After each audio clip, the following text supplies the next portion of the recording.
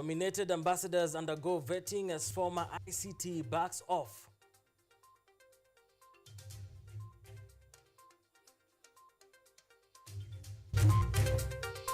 Ruto productively instead of propagating hate.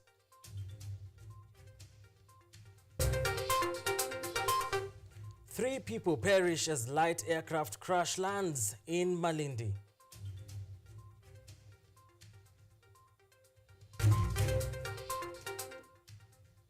And celebrations continue across the country for top performers in KCSE 2024.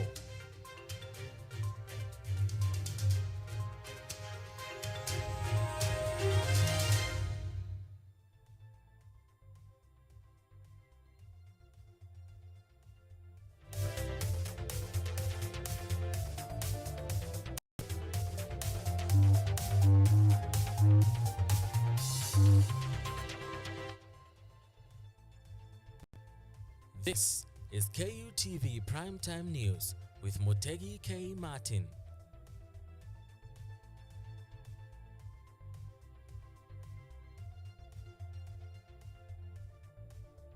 He joins us in the sign language interpretation tonight. Welcome to the on Defense, Intelligence and Foreign Affairs has vetted the ambassadors nominated by President William Ruto before being posted to various countries. These ambassadors include the nominated ambassador of Kenya to the United Nations Environment Program, that is UNEP, Ababu Namwamba, and Dr. Andrew Karanja, the nominated ambassador to Brazil. However, the ex-cabinet secretary for Information, Communications and Digital Economy, Margaret Nyambura, declined President William Ruto's nomination as High Commissioner to Ghana, citing family and personal matters. Your nomination or reject your nomination. All the best. The Nelson Koech-led Committee of the Defense, Intelligence and Foreign Relations today conducted a vetting process for the nominated ambassadors to assess their capabilities for the roles. I, Ababu Namwamba, while defending his ability, ex-Agriculture Minister Dr. Andrew Karanja, who was nominated as ambassador to Brazil, highlighted that his agricultural background enables him to explore more correlating factors between the two nations, which will adversely enhance its mutual cooperation. I will use my extensive background in agriculture and other areas to make sure that our relationship with Brazil, especially on agriculture, and other particular areas which are important to this country, like the green energy, the issues to do with climate change, which Brazil is very much advocating for, the South-South cooperation, which Kenya and Brazil can cooperate. I will give those high priority. Karanja, who served as Agriculture Minister for 4 months, expressed optimism about succeeding in the role, further vowing to prioritize economic diplomacy between the two nations to enhance trade balance. I thank the mission in Brasilia. When you look at the last few years, they have ratcheted up this issue about engagement on commercial and economic diplomacy. So I'm going to build on that, make sure that the trade balance, as I have said, is a bit more balanced because it is far much in favor.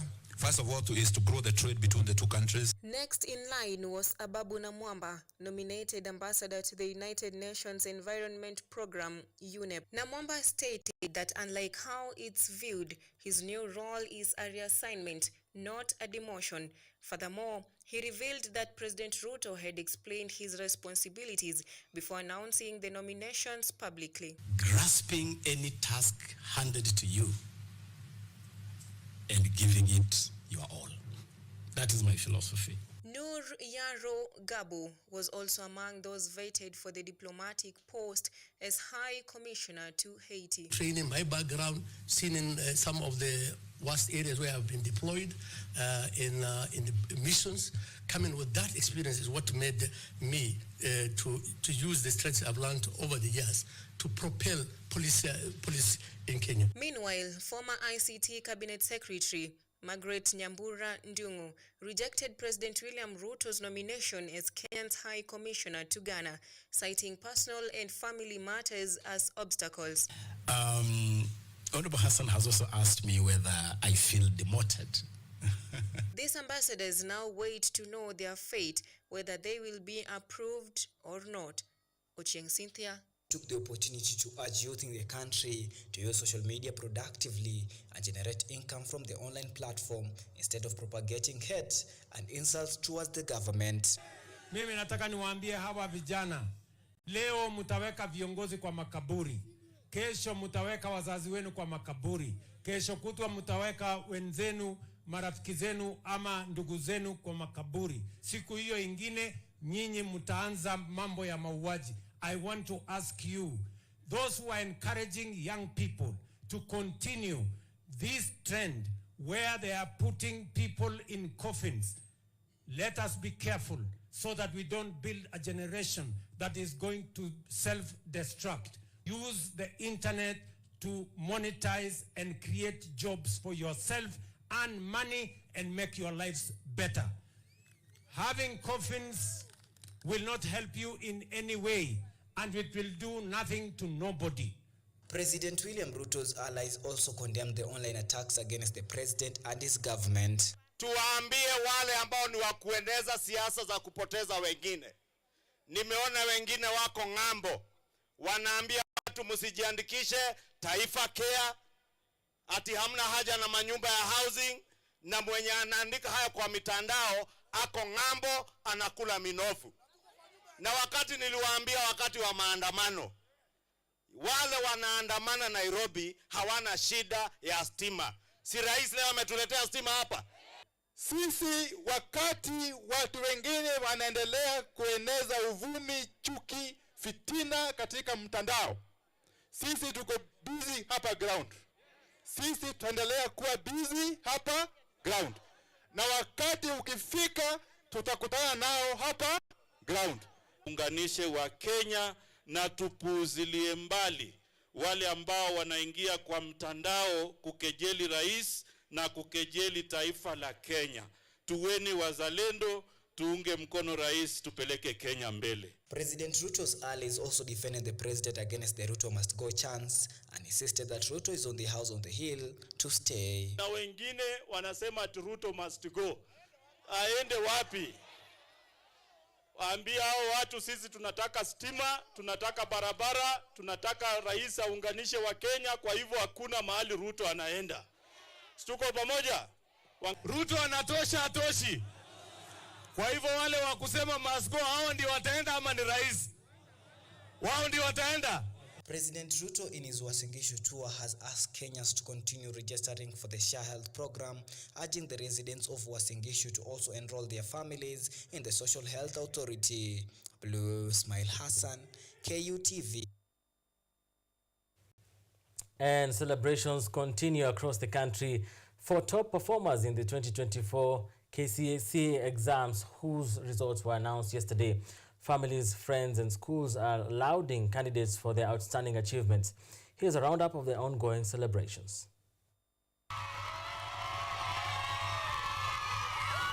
Along Thika Magumu Road in Kiambu County, celebrations erupted as Mary Hills Girls High School marked an extraordinary performance in the 2024 KCSE results.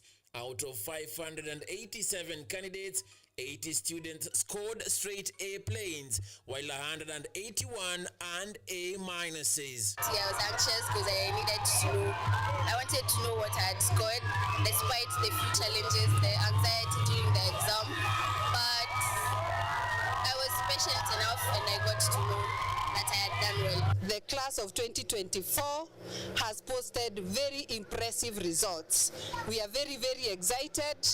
We are telling God that you have done it for Mary Hill.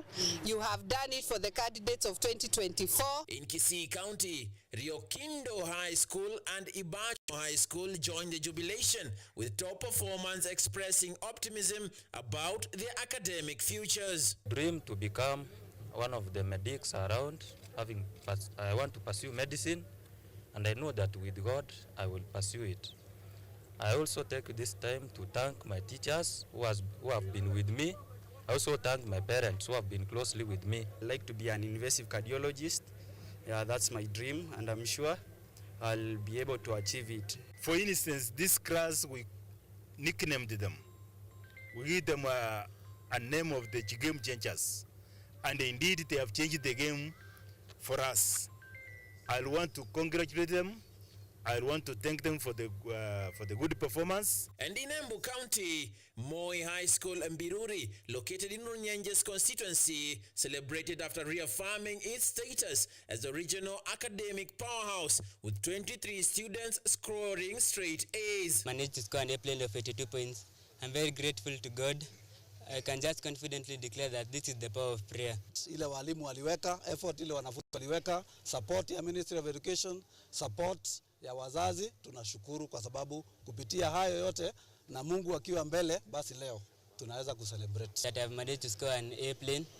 I would like to pursue a Bachelor of Medicine and Surgery in the University of Nairobi. Tumefurahi kwa sababu Minsco imeinuka kutoka 8.0 to 8.4 na tunashukuru Mungu kwa hayo yote. Tunatarajia hata mwaka ujao tutaweza hata kufanya zaidi kuliko vile tumefanya. In Garissa County, pride filled the air as Mohamed Abdirazak Osman, the top student from northeastern Kenya, scored an impressive A- with 75 points. To all the candidates out there, I urge you to remember you indeed reap what you sow. Do burn the midnight oil ceaselessly and you will see the outcome of your results. Bisha watoto wetu sasa wanaenda university. Waje wakati ya university wa drop ama waungane na vitu dawa ya ulevya. Ni wazazi na watoto hawajulikani, hawashauri wakae pamoja waseme nini mtoto wangu anataka kufanya. Kolanya Girls National School and Kolanya Boys High School from Teso North emerged the top performing schools in Busia County in 2024, registering an 87% university entry. Looking forward to defeat the top students in last year, but God granted me this position. So all that inspired me most. My name is Deborah Nyagwini Stephen. I managed to score an A- of 76 points. Because we believe we are making people for the future. We are not into the game of just passing people, but we are asking people to get their quality, that is truly theirs. And that is what we tell our students always. As I started this morning, and we have agreed that we must maintain or even improve the current results. This is an extra county school. Our results cannot be ordinary. We must be extra. During the announcement of the results on Thursday, the Kenya National Examination Council (NEC) revealed plans to introduce a mid-year KCSE exam. This exam, set to be administered every July, will cater to candidates wishing to retake their exams or those who missed them due to unavoidable circumstances. Emmanuel Kutosi, KUTV. The ODM party has warned its members against supporting rival parties. This warning was made by the party's management committee. The party organ further lamented over the delayed reconstitution of the Independent Electoral and Boundaries Commission, IEBC. To urge the judiciary to expedite the resolution of these cases as a matter of national urgency. The by-elections aside, the new commissioners will require time to settle in and begin preparations for the 2027 general election. There is also the question of boundary review, and we feel as a party that we are running the risk of getting into a very serious constitutional crisis. All our members, the SG included, must be guided in the remarks regarding 2027, and that we exist as a political party independent and ready to battle it out for power with all the other existing political parties. I think it is clear that we are ODM. We should only speak about ourselves and strengthen ourselves in order for us to be able to capture power, which is what all political parties exist to do. So really it should be as clear as that. And you are aware that even legally, under the Political Parties Act, it is not allowed for members to be preaching the gospel of other political parties other than the parties on which they were elected. That is the law. All right, time for us to take a short break right here on KUTV Primetime News this 10th of January 2025. We'll be back in just about a bit. Keep it here.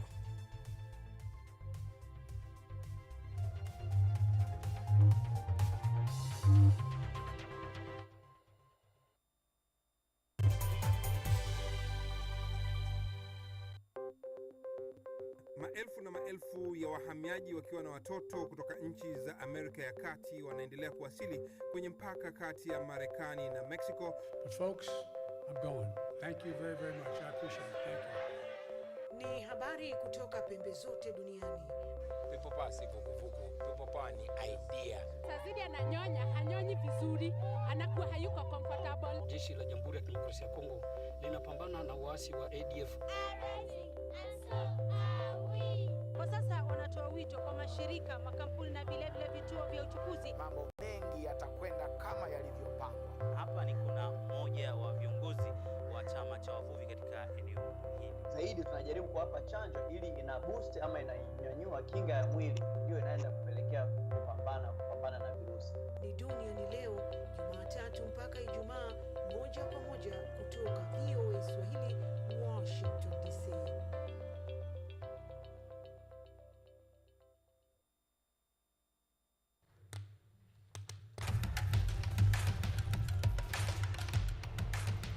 Access to knowledge, solution to unanswered questions.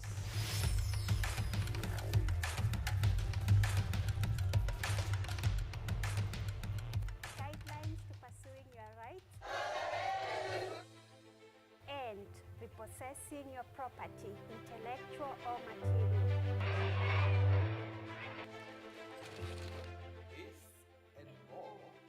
Only on Law Matters.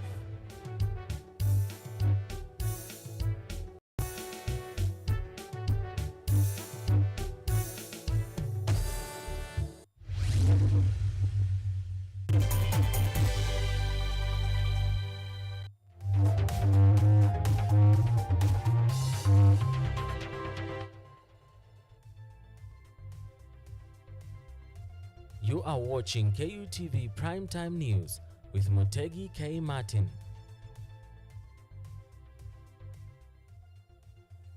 It's 21 minutes past 9 p.m. Welcome back, and remember this live broadcast is also live on YouTube at KUTV News Kenya. Now, 3 people were killed today when a light aircraft crashed along the Malindi-Mombasa highway in Malindi. According to the police, Cessna 182 aircraft caught fire after crash landing, striking several motorcycles in the area. 3 others sustained injuries and were rushed to a nearby hospital for treatment. The deceased include a pilot, boda rider, and a pillion passenger.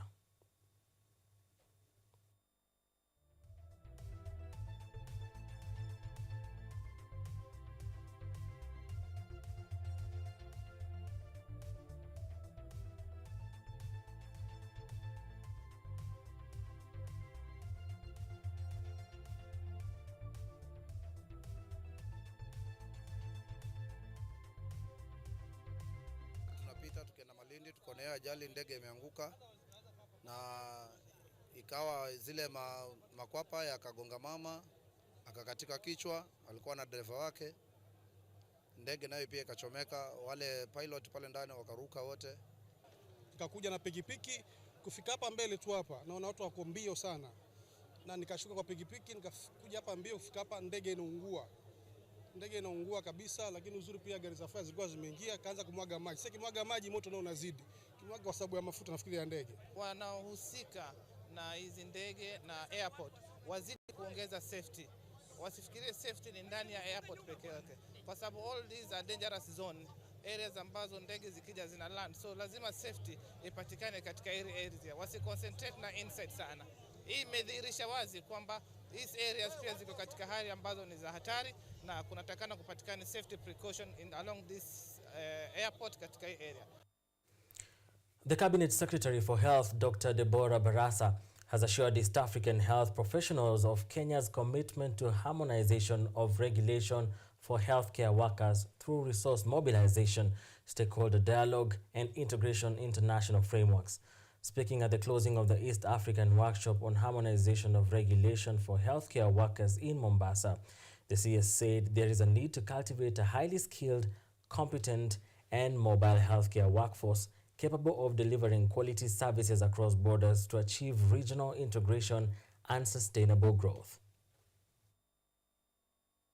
We have been able to, together with the CEO, KH Power, the chairman, KH Power, and the East African Community Technical Experts, state representatives in East African Community, to review the HRH, that's the Human Resource for Health, and review the Human Resource for Health curriculum to ensure that there is a standardization of the same. So we look to champion this. That way we'll be able to have, competent health professions in Kenya and beyond. That is in Kenya and East Africa. That way we can have a seamless migration of labor within our region, that is the East African community. We also look to offer quality services, and so we look at regulations in that respect, and that ultimately we'll be able to achieve universal health care, not only in Kenya, but also in East African community.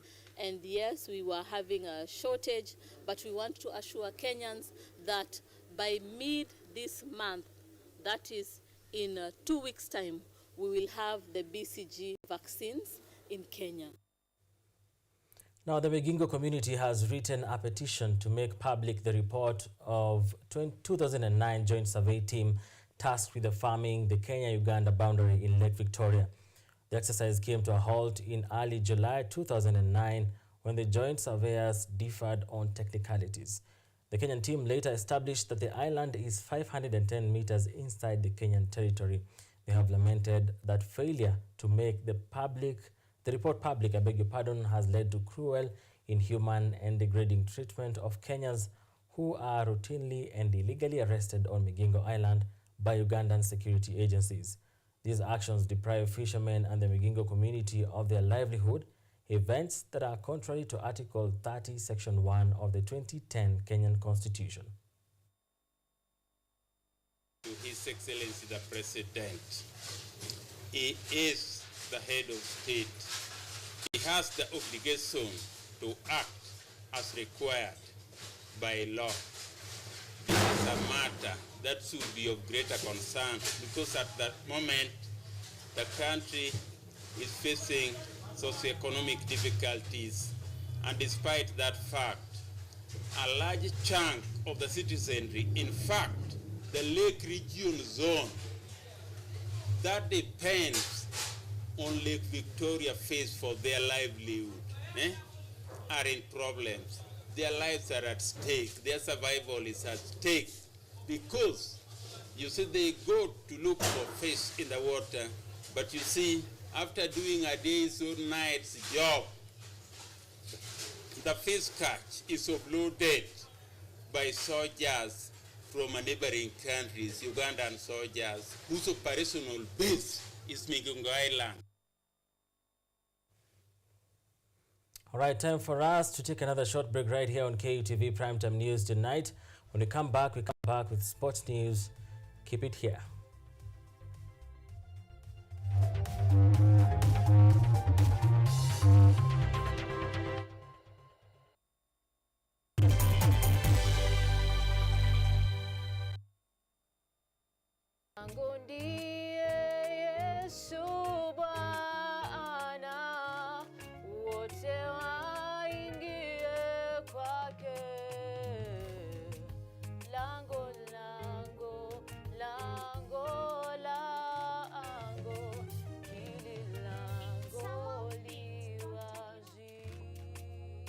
I am right here for your sake. Now, today we are going to talk about the beginning of a fall.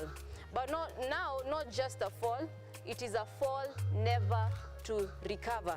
If you spend your time sleeping, na tumesema while you are drunk, your senses are sleeping. Bwana Yesu asifiwe. How are you doing today? I'm well in the Lord. I hope you are well in the Lord. First of all, I'd like to thank our Father in heaven. They say broken things can't be fixed, right? But that's a lie. Aye. Genesis chapter 3 verses 8. That evening they heard the Lord God walking in the garden, and they hid from him among the trees. But the Lord God called to the man, "Where are you?" For God so loved the world that he gave his only begotten Son, that whomever believes in him should not perish but have everlasting life. Catch me right here only on KUTV every single Sunday.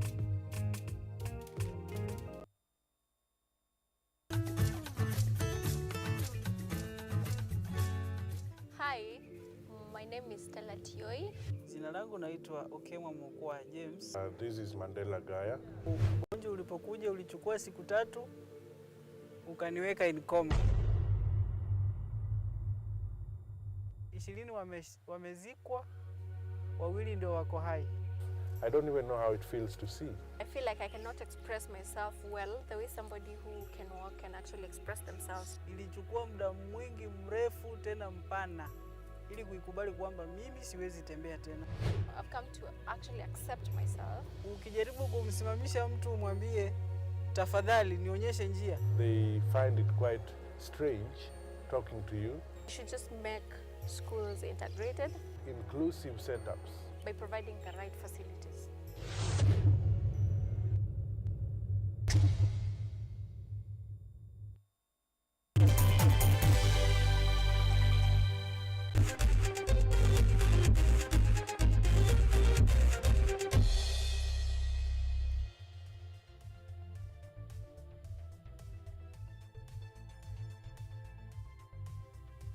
Welcome back, and let's dive right into the sports news.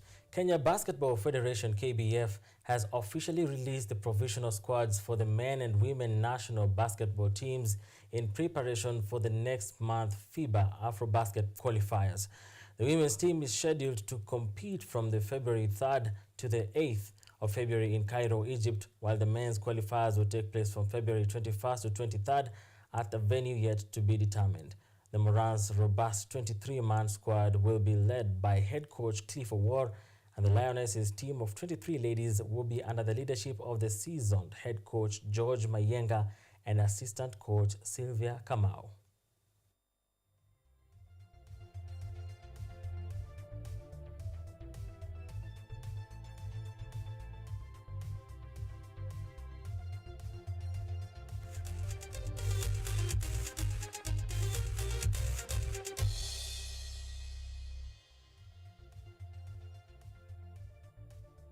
It is 31 minutes past the top of the hour. Time for us to bring a close to the conversation that is the KUTV Primetime News this Friday, the 10th of January 2025.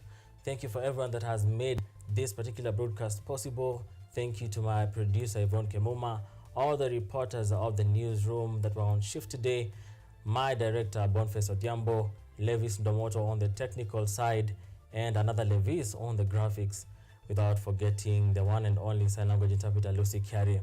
And thank you to you for tuning in to listen to us for more than 30 minutes of information on what's happening in your country and beyond your borders. Now, before I leave you, I just want to talk about something.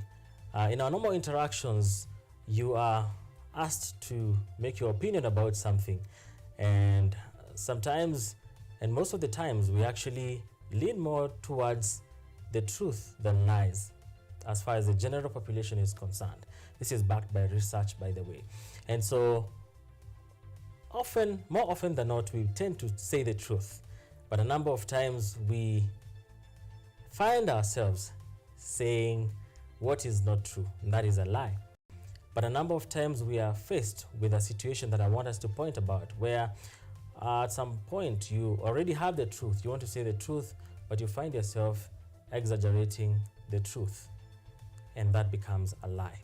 Truth exaggerated becomes a lie because you tend to add things that are not part of the truth. In our normal interactions, in our different professionals, even for us as members of the Fourth Estate, we want to tell the truth, and we're here to give you the truth that is backed by research and findings that we carry every single day. So tune in every day at 6:30 and 9 p.m. to KUTV News programs that will inform you on what's happening in your country and beyond. and you will get to understand much more about about happenings around you and around other people's spaces. We come to the end of the conversation for now. My name is Mutegi K. Martin. Good night.